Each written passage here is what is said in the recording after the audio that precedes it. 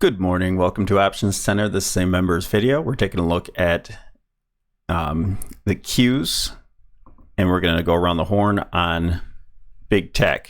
Okay, so I think that with the events that are happening next week with the election and FOMC, I do believe that we have to be very cautious and to kind of examine what's happening with big tech because it's kind of whipping around the market.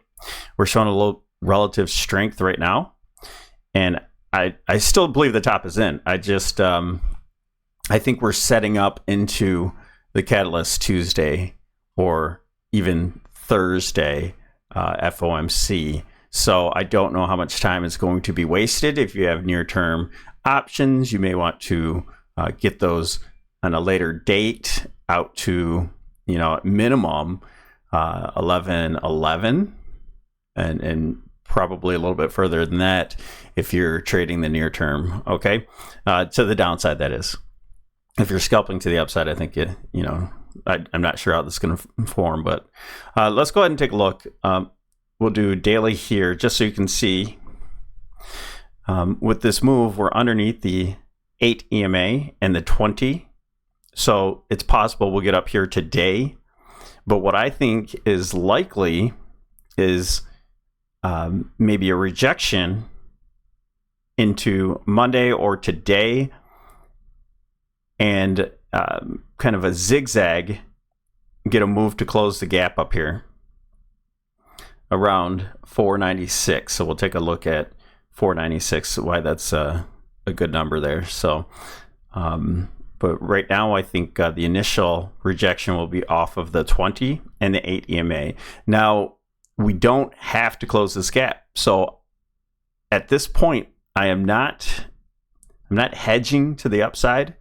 I may do so right before the catalyst, for example, on Tuesday, or going into Wednesday, or Wednesday going into Thursday, depending on what's happening, where price is, because we could simply reject off the 8 and the 20 and continue to the downside. Okay, so we have to be very careful in this time frame.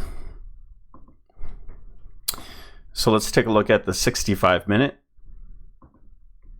And on a traditional sense, we already had the breakdown, and what we're doing is back testing at this point. So this is a very simple sell trigger. It's very impulsive. I do believe this is a wave one, and we'll look at the wave in just a second. And so what I think today, it's possible we go up just a little bit further, get rejected off of that 8 EMA in the 20, and maybe come back to support for an A, B, and then back test higher. And this might be going into, let me duplicate this, and we'll name this one election, and just get a different color. Okay, so here's our election. So maybe Monday we have a gap down or something like that, whatever happens today. And then going into the election, where we get an up, kind of an up move again, a squeeze into election, and we're looking at that 496. That's a back test right here. Again, that's the 496 on the daily we saw close the gap. Well, if we have it right on election day up here, I mean that's perfect timing in closing the gap. And that's at the 496. So that's an important number. So that would be a perfect zigzag, an A, B, C, which is very typical in your wave one into wave two. So let's see what that kind of looks like here. And this, okay, so right now I have this 382. Okay. This represents if this area here where there was a possible 1, 2. So if this was all wave 3, this move here, which I don't really think so, then we're not going to get past this 382.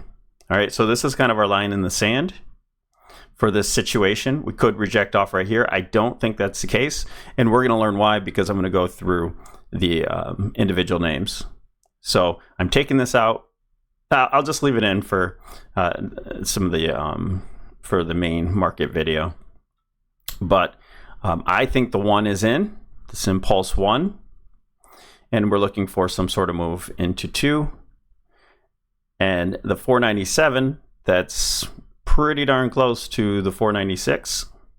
If price wants to get up to the 786, it's possible, but we could reject even before closing the gap right here at the 62. So I don't know what level this will happen. We'll also look at the A, B, C relationship as well.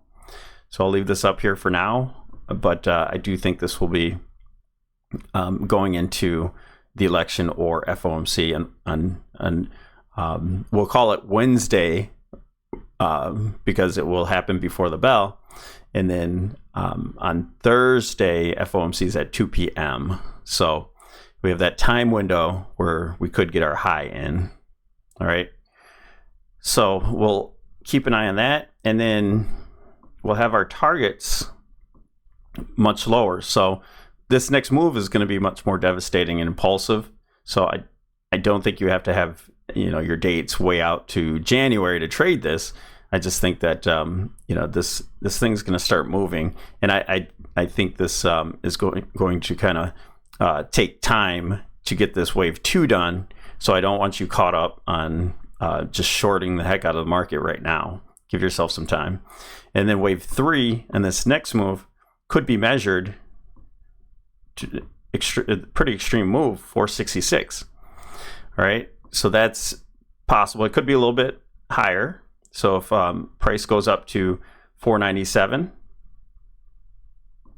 then that kind of raises up a bit. So I think more conservative would be 469 or 470 for your wave 3. All right, and then we should get a bounce for wave 4 and wave 5. So we're definitely looking at tech at this point because the SPY, and I'll go over this in the market, is looking kind of weird. So I think it's a leading diagonal.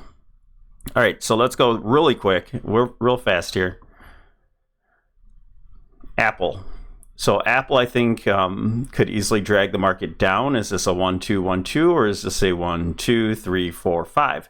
So if this is a 5, then you have potential for a back test, and pretty deep. So that could pull the market up. So that's a possibility. Amazon is already showing strength, so this could just simply consolidate and continue higher. Tesla, that could be a possible flag higher. And I'm not saying that I'm playing these, but I think this is kind of what can tell us that the tech is ready for a bounce. Okay, so Meta had a impulse move down, possible wave 2 pullback. Google, already a big fade from its it closed its gap from and back testing the breakout from earnings. So this could simply, even if it just wants to bounce 50% or so, again, just a bounce. But all of these tech moves are bouncing, it's going to drag the market up. So we have this line here. Yes, it could backtest. Microsoft could continue lower, but there's still potential to. That was a big move to close some of the gap.